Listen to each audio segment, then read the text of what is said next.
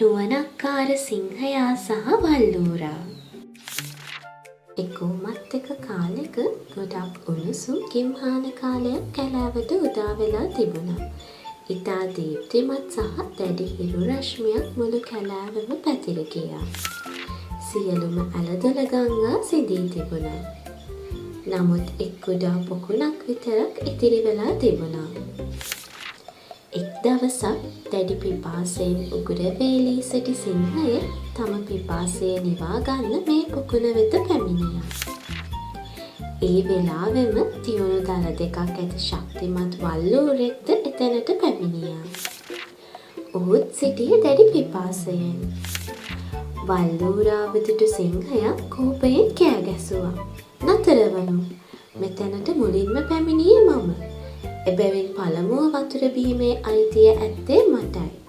නුඹට අවශ්‍ය නම් වෙන වතුර තියෙන තැනකට යන්න." එවිට වල්ලූරාද නොපැකිලිව මෙහෙම කිව්වා. "මේ පොකුණ හැමෝටම පොදුයි. මට කැමති ඕනෑම වෙලාවක මෙයින් වතුර බොන්න මට අයිතියක් තියෙනවා." ඔවුන් දෙදෙනා අතර ඇති වූ මේ වචන හුවමාරුව ටික වෙලාවකින් දරුණු සටනකට පෙරළුණා. ඔවුන් එකිනෙකා ඇන ගනිමින්, සපා කමින් සහ තියුණු නියවලින් සූරමින් පොර බැඳුවා. ඔවුන්ගේ මේ සටන නිසා මුළු පරිසරයම දූවිල්ලෙන් වැසී ගියා. සිංහයා ගොඩක් ශක්තිමත් වුණත් වල්ලූරාද ඔහුට දෙවැනි නොවී දරුණු ලෙස සටන් කළා. දෙදෙනාගෙන් කිසිවෙකුටවත් ජය ගැනීමට හැකි වූයේ නැහැ. මේ අතරතුර ඉහළ අහසේ පියාසර කරමින් සිටි කිජුලිහිණින් රංචුවක්ද මොවුන්ගේ සටන දෙස බලා සිටියා.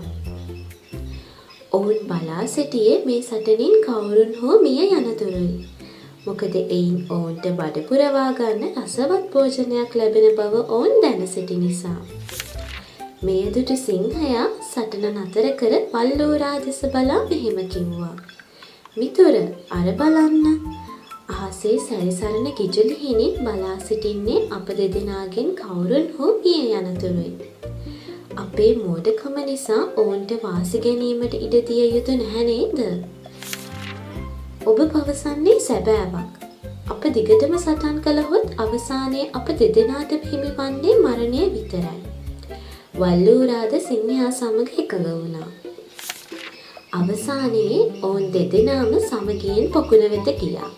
පළමුව සිංහයා වතුර බී පිපාසය නිවාගත් අතර ඉන්පසු වල්ලූරාද සිය පිපාසය සංසිඳුවා ගත්තා. එතැන් පටන් ඔවුන් කිසිදා රණ්ඩු වුණේ නැහැ. මේ කතාවෙන් අපිට ගන්න පුළුවන් පාඩම තමයි අනවශ්‍ය ගැටුම් වලට වඩා සාමදානය සැමවිට උතුම් බව. තවද එකිනෙකා අතර ඇතිවන අසමගියෙන් සහ ආරවුල් වලින් ප්‍රයෝජන ලබන්නේ සෑම විටම ඔබේ විනාශය අපේක්ෂාවෙන් සිටින සතුරන් පමණක් බවත් හොඳින් මතකයේ තබා ගත යුතුයි.